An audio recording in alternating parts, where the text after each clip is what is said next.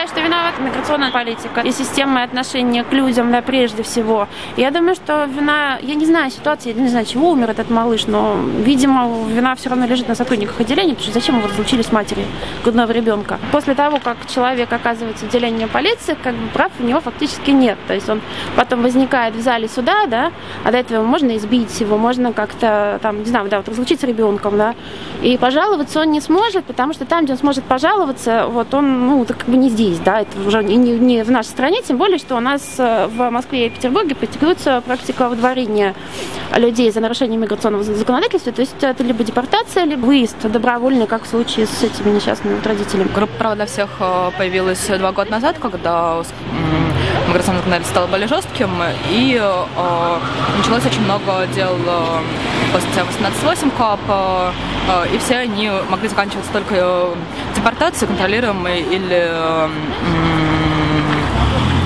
самостоятельной.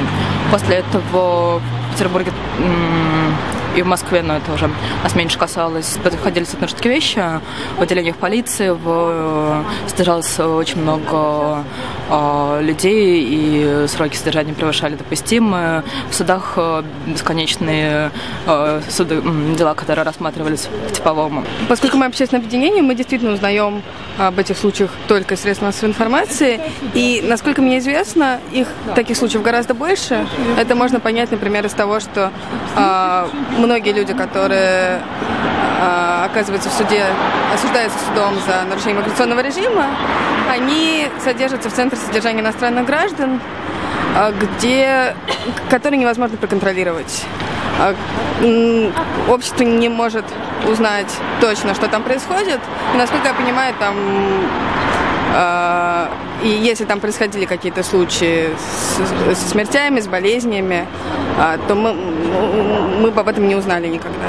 Переломить ситуацию мы не смогли. Мы пытались привлекать к этому внимание. Но у нас, к сожалению, нет таких инструментов. То есть мы связывались с уполномоченным по правам человека вот, в Петербурге, попытались как-то проникнуть в эти отделения. И вот нам это не удавалось. То есть есть члены общественной наблюдательной комиссии, с которыми мы работаем, которые могут там вот это сделать, да, и которые это тоже делали, да, но проблему в целом нужно решать системно.